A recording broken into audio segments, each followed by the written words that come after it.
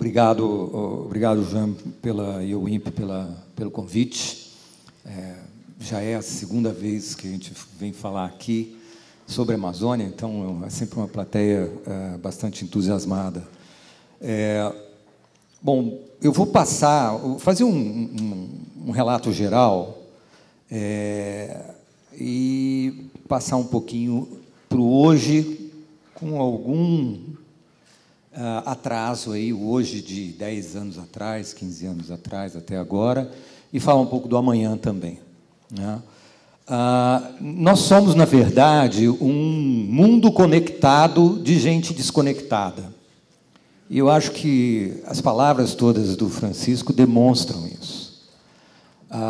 E isso não é porque o povo brasileiro é um povo que funciona diferente.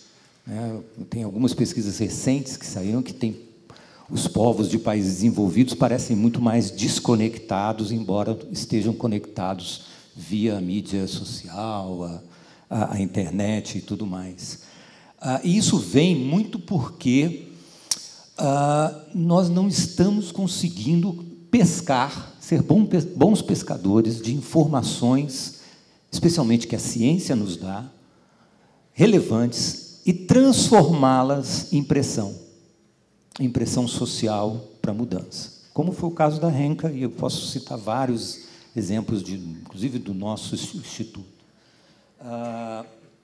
Isso é complicado, porque é tudo muito complexo.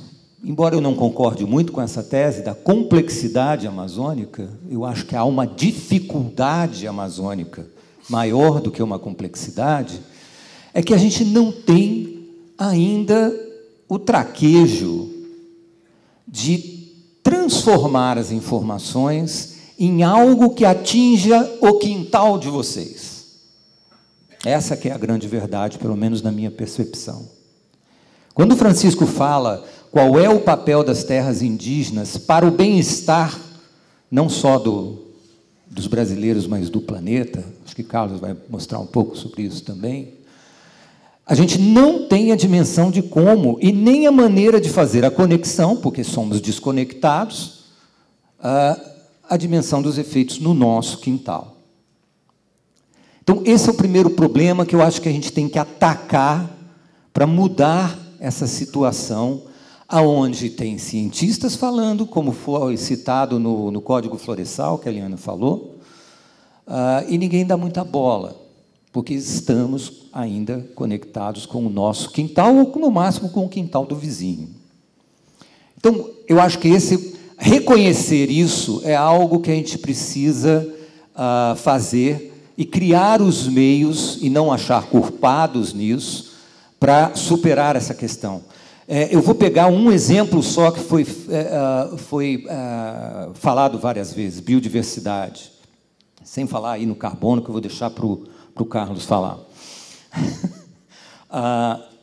Imagina, bota na cabeça o seguinte: o que acontece com a Amazônia? A Amazônia é uma grande biblioteca que, historicamente, a gente vem queimando sem ninguém ter a chance de ler um único livro estocado na prateleira. Lá está a cura de muitas dessas doenças que a gente odeia que existam. Lá está o futuro de vários compostos, sejam eles na área de energia, sejam eles na área de produção de alimentos, por exemplo, como foi mostrado pelo professor Prince. Só que a gente não tem a dimensão disso, né? Nós acabamos uma entrevista, uma pesquisa com entrevistas aqui no Rio, inclusive em São Paulo, com consumidores finais, sobre carne, efeito da carne sobre o desmatamento. E aí, foi muito interessante, porque várias das respostas foi o seguinte: eu não contribuo para o desmatamento na Amazônia, porque eu compro a carne no supermercado. Essa foi a resposta. E várias respostas assim. As pessoas são analfabetas? Não, não há conexão. E nós precisamos avançar nessa conexão. Bom, esse eu acho que é o primeiro ponto que eu queria deixar bem claro aqui na minha fala.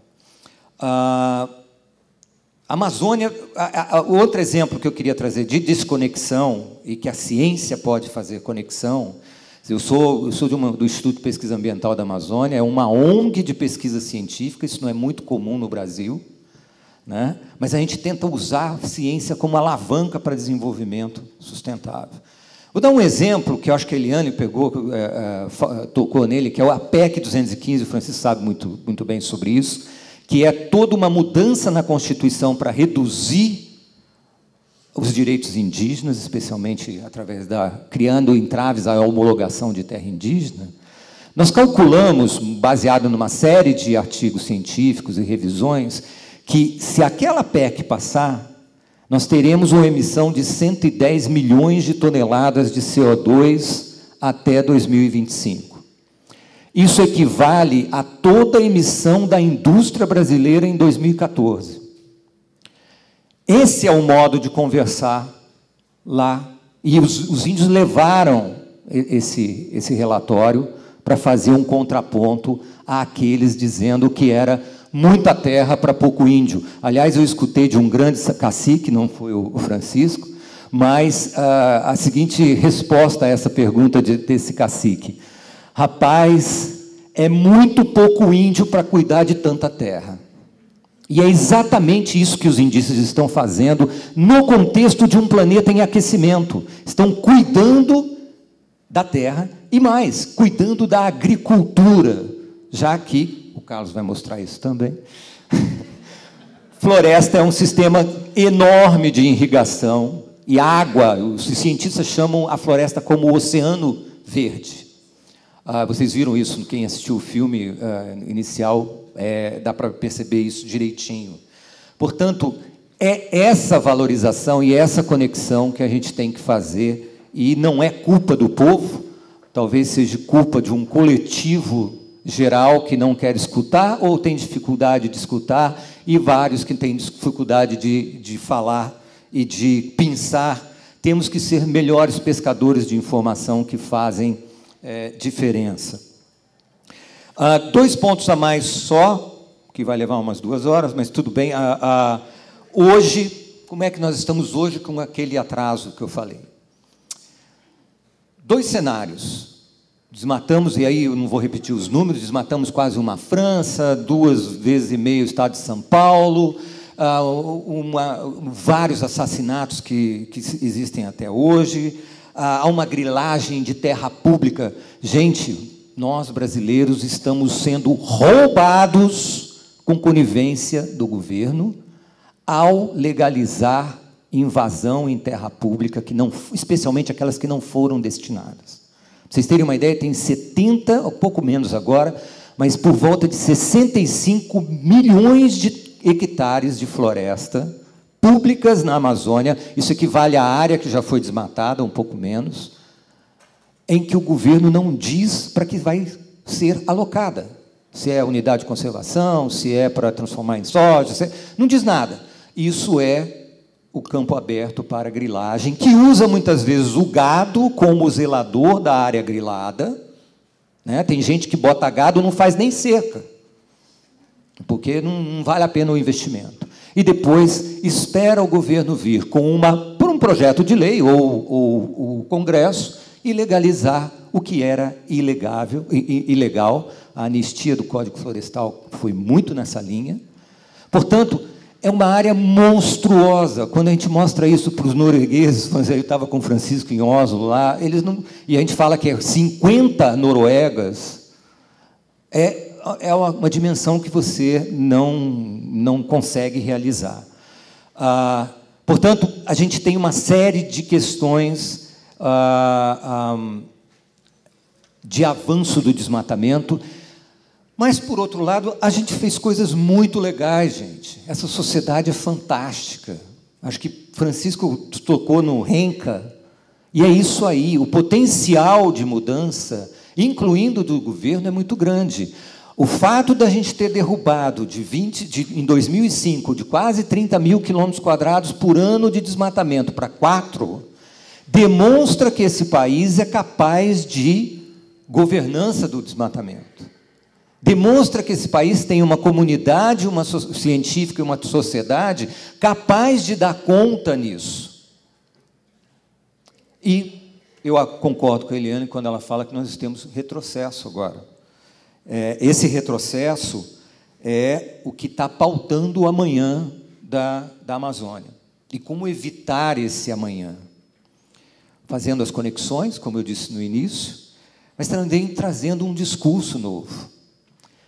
Se não conseguimos contrapor o argumento do agronegócio, vamos demonstrar que o seu objetivo, o agronegócio, está comprometido num planeta ou num país sem florestas, que são guardadas por mãos indígenas, quilombolas e mesmo de pequenos produtores. Tem 20 milhões de hectares na Amazônia na mão de pequenos produtores. Esse discurso inovador tem dado certo, nós temos feito isso. É claro que há toda uma desconfiança no processo.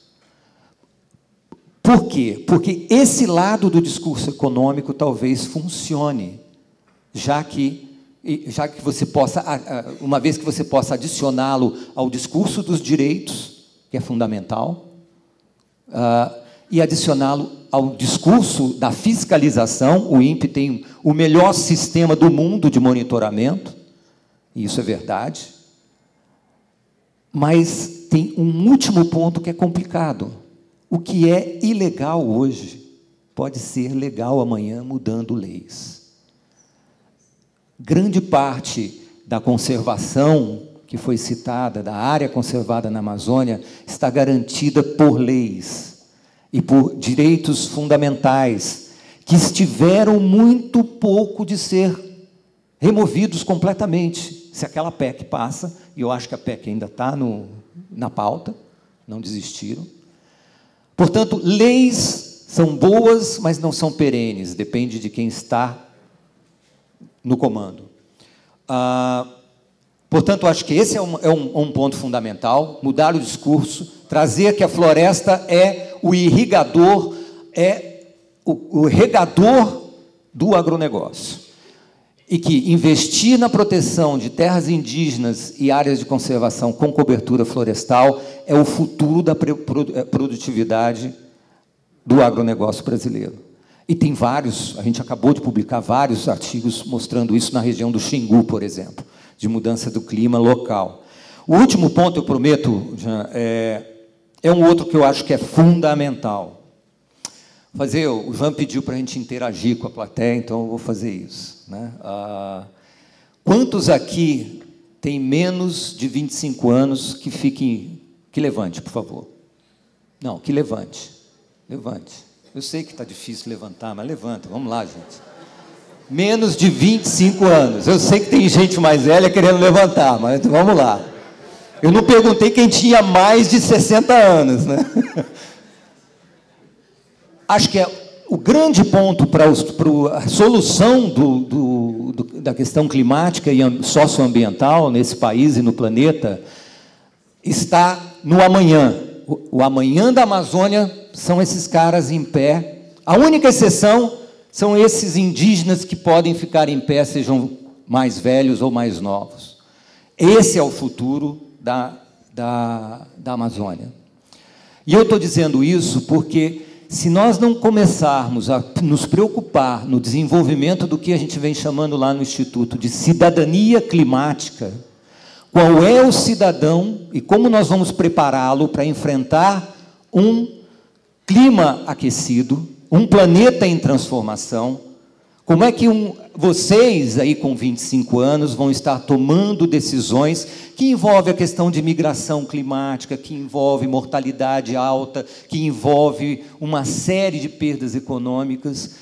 Nós precisamos iniciar isso. Nós estamos começando um projeto com a PUC aqui do Rio, o IPAM, e a UFPA, a Eliana Moreira faz parte, ela ainda não sabe disso, mas já está começando a fazer parte, para tratar um pouco disso. Ou seja, educação. Eu não, depois de 25, quase 30 anos metido no meio da Amazônia, em vários trabalhos de campo, eu ainda acho que tem dois caminhos fundamentais educação na área urbana para acabar com essa desconexão entre rural e urbano, e total proteção aos direitos daqueles que serão fundamentais para a nossa sobrevivência, que são os povos indígenas, as comunidades tradicionais, aqueles que mantêm floresta. A questão financeira é fundamental. Eu acho que o Fundo Amazônia presta um serviço interessante, porque é mais do que colocar dinheiro lá na ponta. O Fundo Amazônia quebrou uma série de paradigmas dentro do governo, isso é uma outra história, mas a gente tem que analisar por esse aspecto. Pela primeira vez, a gente tem no país metas para redução de emissões por desmatamento. Há 10 anos atrás, se você falasse isso, você ia ser chutado da sala. Então, isso é um ganho que foi trazido pelo Fundo Amazônia. E o financiamento, ele tem diversas formas. O mercado é uma questão importante, mas a gente tem que se convencer da seguinte forma: se é importante, vamos colocar no orçamento da União. Não tem que explicar nada, não tem que ter mecanismo financeiro, não tem que ter o mercado querendo ganhar mais dinheiro sendo mais verde. Coloca no orçamento da União. Está reservado, a partir de hoje, X% do orçamento da União para a proteção desses serviços ambientais e daqueles que prestam esse serviço. Se não for assim, eu acho que o amanhã vai ser um pouquinho mais difícil. Obrigado. Desculpa me alongar.